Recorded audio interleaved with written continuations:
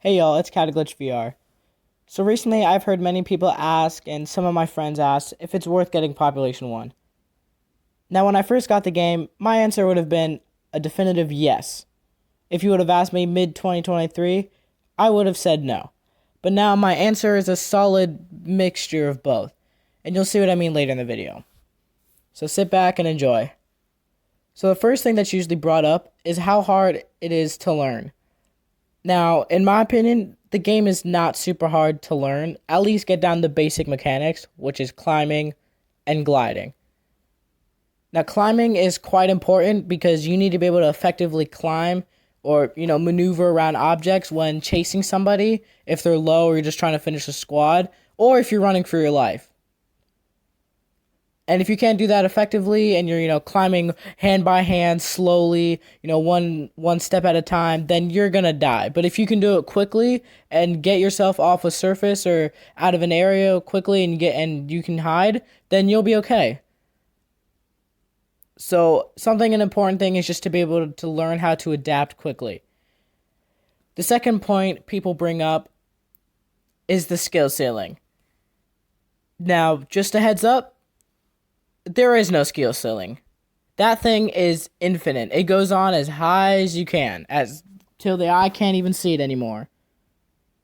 You may not believe me, but I'm telling you, man, there is no skill ceiling. Players are always finding new ways to dominate the game, whether that's, new mechanics of like movement or just shooting, or with the constantly changing meta. Sure, maybe big box, nerfs or buffs a couple guns every 4 or 5 months, but even then, just the meta is always changing.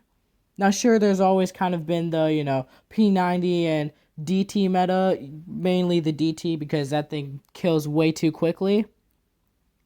It's sometimes hard to keep up even as with me, as I've played the game for almost 2 years, and I'm still sometimes struggling to keep up. And you're always going against players who have like 2,000 plus hours in the game. You have Ryan Today, who uses that sniper like a beast. You have other people that just quick scope and they no scope out of the air and stuff.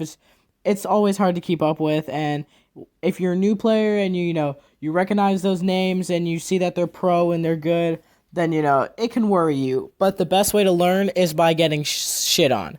That's like, honestly, that is one of the better ways to learn. Or not saying but like when pro players shit on you, stick around and spectate. Don't go back to lobby or don't click play again, because you'll learn from how they play and how their movement is and everything. The third people that, sorry, not the third people. The third thing that people don't really bring up as much, but should still be known, is the content. Now, back then, when Population first came out, there were some banger updates and LTMs and game like that. It was so fire, man. For you new players, y'all kind of missed out. But recently, and I know I'm not the only one who agrees with this, it's been feeling stale. Now, yes, Big Box, you are doing quite well recently. I mean, sure, we haven't had a new LTM in almost 3 weeks, but that winter map was so much fun. Now, I know it wasn't much of a change, but Sandbox being swapped out, thank God, bro. That just didn't really fit, and I personally wasn't a huge fan of it. And the fact that we're getting a new Sandbox map, which looks fire, by the way, I'm just hoping it plays well. And then in Plains, when there was the icicles and stuff. Now, granted, I wish those were slippery, because that would have been so much more fun. But also, like, just having snow on the map. At least having a nice change of view other than the standard, grass and dirt and stuff. It was really nice, and it was something we definitely needed. It was a little bit of a refresh, not too much, but big enough for us to notice. Now, like I said, there have been times, and kind of recently, how we'll go like 6 months without any content or updates to guns and stuff, and then when there is, it's either hated by the players or it's just not very good. For example, the most recent gun changes, some guns got nerfed, some got buffed, like the M60 got buffed, which should be nerfed. Yeah, that thing is really overpowered now. But one thing that there was a change that for some reason was not listed in the patch notes was the op. There was a delay, and it was made it so there was like a 0.5 second delay after shooting the gun before you could pull back the charging handle, which honestly, that's fine because it got you guys. Big Box changed it, and they actually listened. It only took about, I'd say, 3 or 4 days of complaining, but it's okay. Now, the final point I want to bring up is the community. Now, yes, maybe some of you are going to be expecting me to be trash talking the community and saying that we're all a bunch of toxic people who love just dropping slurs like we're rapping and like Snoop Dogg and stuff. No, it's not. Now, I would say recently the community has been pretty good. I mean, I haven't run into as many toxic people in lobbies and stuff, and I've met so many good friends, especially VR friends, from this game.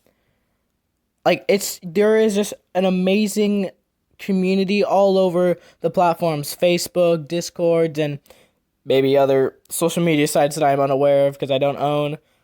But there are just amazing people here who have the same passion that maybe you do have or maybe you will end up having. And there's just people for all skill ranges, whether from pro comp level to noob basic PJ skin noobness. Now, yes, obviously not everything is rainbows and unicorns and everybody is all nice. Now, sure, yeah, you'll run into every now and then a bunch of people dropping slurs or saying controversial things that get them canceled. But if you can look past that, you'll meet the most amazing people. And yeah, you'll be quite surprised. So here's kind of my conclusion. Population 1 is a great VR game, and it's a great Battle Royale game. And I'm very glad that it's going to have some competition soon with all these new VR games or Battle Royale games that are coming out. It'll maybe help, let Big Box realize, hey, we're not the big top dog here. We have some competition that are going to go for our spot. So maybe it'll, tase them in the balls and make them want to get up and do stuff. It's a great game, great community, great mechanics, and it's truly a special gem. Now, if you ask me on whether it's worth getting, I would say get it at your own risk. Yes, I didn't say buy it at your own risk because the game is free. Now, while it having an amazing game, it does have its downsides. Recently lack of content, which they are getting better at. Toxic communities at times, not all the time, and just straight up sometimes god awful updates. But in my opinion, if you're willing to take that risk to have the absolute time of your life playing this game, and maybe finding your new main VR game that you hop on your headset and play for 6 hours, like I do, because I have no life whatsoever, then that's a risk I think you should take. And who knows, maybe you play for a week and you don't like it, good. Then uninstall it and go back to playing, Pavlov with all those squeakers, or Onwards with all those people who served in the military, giving call-outs you've never heard of. Not diss on those games. Those are really fun games. Other than Pavlov, I despise Pavlov. Or go play Breachers. An amazing game. I have my own billboard in there. Go find it. There are plenty of other games. I'm not saying Population 1 is the only shooting game out of like 3. There's like numerous shooting games in the VR space. So take that risk and find out whether it's for you or not. This has been Cadglitch VR. I hope you guys have a great rest of your day. Happy New Year's and have a good one.